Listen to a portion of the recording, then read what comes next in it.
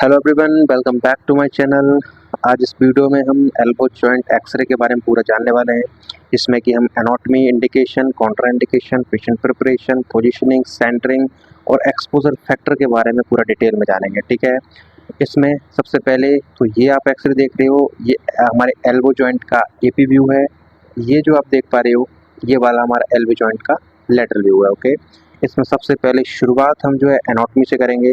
इसमें एनाटॉमी में मेनली जो हमको नज़र आता है, जो हमें जानना चाहिए, जो हमारे एक्सरे में देखना चाहिए, वो है humerus bone, ulna bone, radius bone, humero ulnar joint, humero radial joint और प्रॉक्सिमल रेडियो अल्नर जॉइंट। ठीक है, प्रॉक्सिमल रेडियो अल्नर जॉइंट क्यों बोल रहे हैं इसको? क्योंकि ये हमारे एल्बो में है। और जो हमारा रिस्ट में जो हमारा रेडियल और अल्ना बोन जो कनेक्ट होती हैं, जहाँ जॉइंट होता है उन दोनों का, उसे हम डिस्टल रेडियो अल्नर जॉइंट बोलते हैं। ओके, इसमें ये आप इमेज देख पा रहे हो, इसमें भी देख लो कि जो पार्ट्स मैंने बोले कहाँ कहाँ देखते हैं। हालांकि ठीक है, मैं आपको बता देता हूँ, ये हमारी रेडियस बोन है, ये हमारी अल्ना बोन है, ये हमारी ह्यूमरस बोन है। ठीक है, ये जहाँ कनेक्टेड है ये हमारे रेडियो अल्नर जॉइंट है।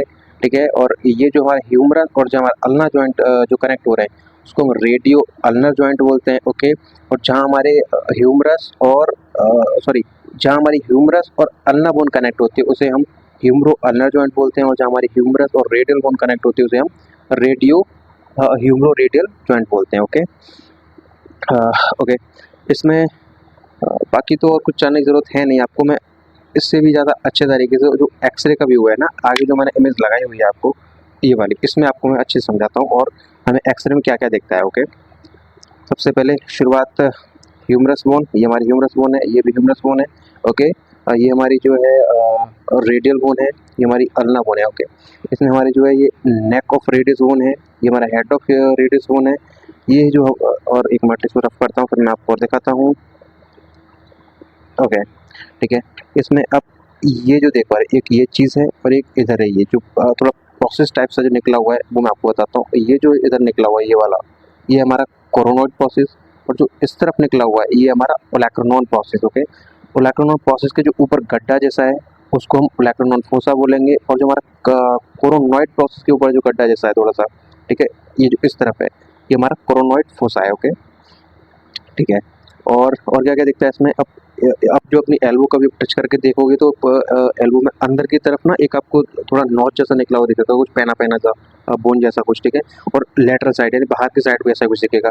तो वो क्या होता है, जो अंदर की साइड होता है वो होता है हमारा मीडियल एपिकोंडाइल, और जो बाहर की साइड होता है वो हमारा लेटरल एपिकोंडाइल। ओके, ठीक है, और ये जो आप देख पा रहे हो ये जॉइंट, ये है हमारा प्रॉक्सिमल रेडियो अल्नर जॉइंट। ठीक है, इधर जो कनेक्टेड होगा हमारा ह्यूमरस बोन और जो हमारी रेडियल बोन है तो कनेक्ट होंगे यहाँ पे इस जगह पे, वो होगा हमारा ह्यूमरो रेडियल जॉइंट।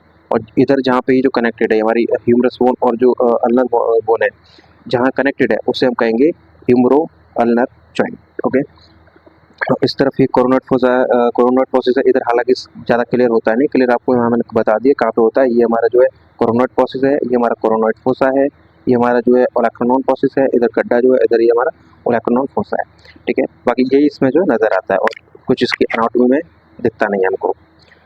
ठीक है, आगे बढ़ते हुए इसकी इंडिकेशन की बात कर लेते हैं। इंडिकेशन में क्या क्या नज़र आता है, मतलब एक्सरे हम जो है एल्बो जॉइंट का क्यों कराते हैं, मतलब कब कराते हैं, कब कब हमें ज़रूरत पड़ती है।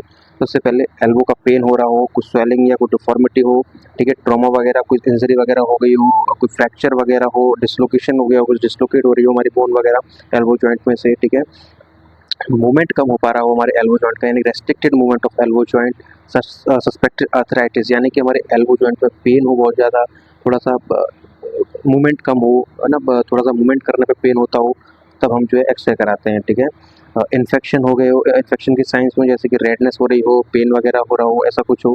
ठीक है, फॉलोअप यानी कोई इंजरी हुई थी उसकी हमने फिर मतलब इंजरी होने के बाद हमने जो है ट्रीटमेंट किया, ट्रीटमेंट के बाद भी हम जो है देखते हैं ना कि कुछ समय बाद कि अभी जो है ट्रीटमेंट के बाद इस समय एल्बो जॉइंट है तो उसमें कोई प्रॉब्लम तो नहीं है, किस तरीके का है, एकदम ठीक है कि नहीं है ना।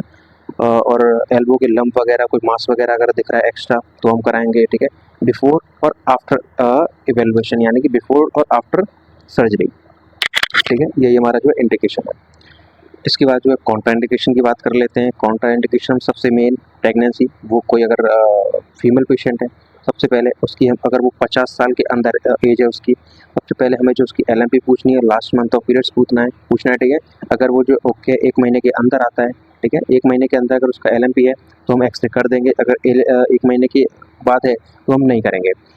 उसमें भी अगर फीमेल पेशेंट प्रेग्नेंट है तो उसका तो किसी भी हाल में हमें एक्सरे करना ही नहीं है अनटिल एंड अनलेस कोई बहुत ज़्यादा इमरजेंसी नहीं है। तो बहुत ज़्यादा इमरजेंसी है उसमें भी हमें जो बहुत सारे प्रिकॉशन रखने पड़ेंगे, जिसकी पेशेंट से कंसेंट फॉर्म भराना पड़ेगा, PNDT फॉर्म होता है ना, वो हमें भरवाना पड़ेगा, और पूरा लेड एप्रन से कवर करना पड़ेगा हमें जो है इसमें, है ना। अगर एल्बो जॉइंट का है तो जो एक्स्ट्रा पार्ट है एल्बो जॉइंट के अलावा पूरा हमें लेड एप्रन से कवर करना होगा, थायरॉइड शील्ड देना होगा, सब कुछ कवर करने के बाद देन हम एक्सपोज करेंगे, ओके।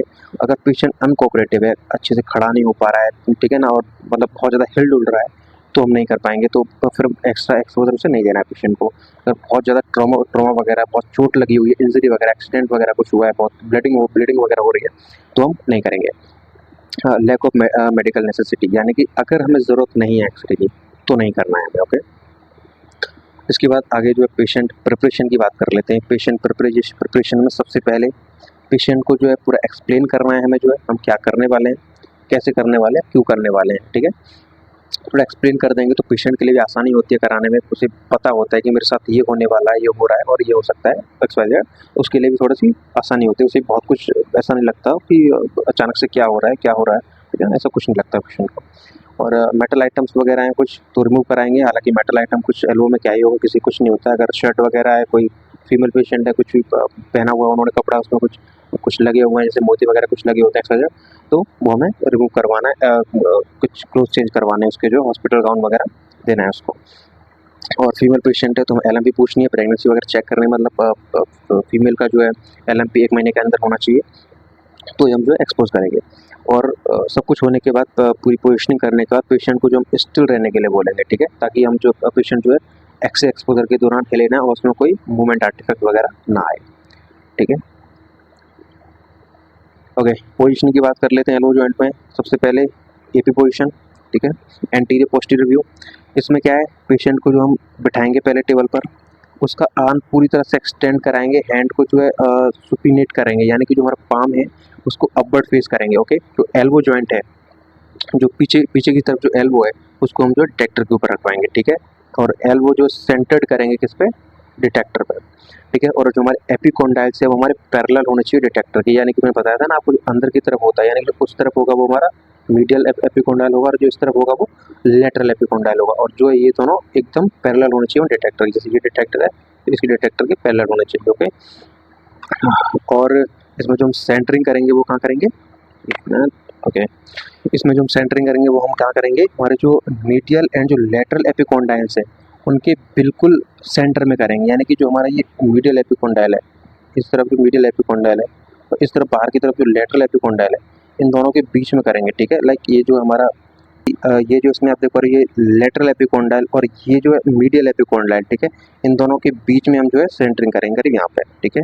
इस तरफ जो है यहाँ पे सेंटरिंग करके एक्सपोज कर देंगे और हमारा इस तरीके का व्यू आ जाएगा, ओके। यही जो हमारा AP व्यू था इसमें। नेक्स्ट हम लेटरल पोजीशन की बात कर लेते हैं, ठीक है, लेटरल व्यू की बात कर लेते हैं। इसमें जो हमें जो हमारा एल्बो है वो 90 डिग्री पोजीशन पर रखना है।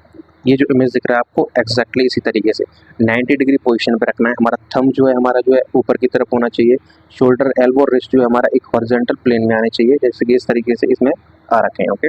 और हमारा जो मीडियल साइड है, जो एल्बो की मीडियल साइड आप समझ रहे हो ना, जो हमारी अंदर की तरफ जो होती है, इसमें आप ये देख पा रहे हो ये बाहर की साइड है, यानी कि ये जो इस तरफ है लेटरल एपिकोंडाइल है, लेकिन जो नीचे की तरफ है वो हमारा मीडियल एपिकोंडाइल है, वो नीचे की तरफ है।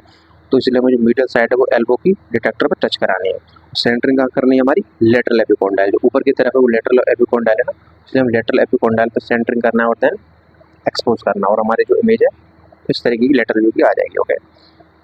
ये इसमें लेटरल पोजीशन में था, ठीक है। अभी इसमें एक्सपोजर फैक्टर्स की बात कर लेते हैं। KBP हमें इसमें 50 से 60 के बीच में रखनी है, MS 2 से 5 के बीच में रखना है, और जो हमारा डिस्टेंस है सोर्स टू इमेज डिस्टेंस जो है, यानी कि जो हमारा एक्सिट ट्यूब और डिटेक्टर के बीच में डिस्टेंस रखना है वो 100 सेंटीमीटर तक रखना है। उसमें KBP जो है हमारा क्या देखता है, KBP से हमारा क्या कंट्रोल होता है, हमारा पेनिट्रेशन पावर होते हैं, यानी कि जो हम एक्सपोज करते हैं पेशेंट को, तो वो एक्सपोज करने के बाद पेशेंट की बॉडी से पेनिट्रेट करके जो हमारे डिटेक्टर पर रेज जाती हैं, उस चीज़ को कंट्रोल करता है हमारा केबीपी। ओके, एमएएस में क्या क्या कंट्रोल करता है, जो हमारा अमाउंट ऑफ एक्सपोजर होता है उस चीज़ को हमारा एमएएस कंट्रोल करता है, ठीक है, milliampere second. Okay okay, बाकी इस वीडियो में इतना ही था, ठीक है। अगर कोई आपको क्वारी हो, कोई डाउट वगैरह हो तो कमेंट सेक्शन में डाल सकते हो, मैं उसका जो है आंसर जरूर करूँगा। ओके, और बाकी मैंने और भी जो है वीडियोस अपलोड की हुई हैं और भी बॉडी पार्ट्स के लिए एक्सरे के बारे में, तो आप वो देख सकते हो, ठीक है। अगर आप नोट्स वगैरह लेना चाहते हो तो मेरे को व्हाट्सएप का पे जो कॉन्टैक्ट कर सकते हो, मैंने जो व्हाट्सएप का नंबर आपको जो है डिस्क्रिप्शन में दिया हुआ है। ओके, बाकी थैंक यू वेरी मच।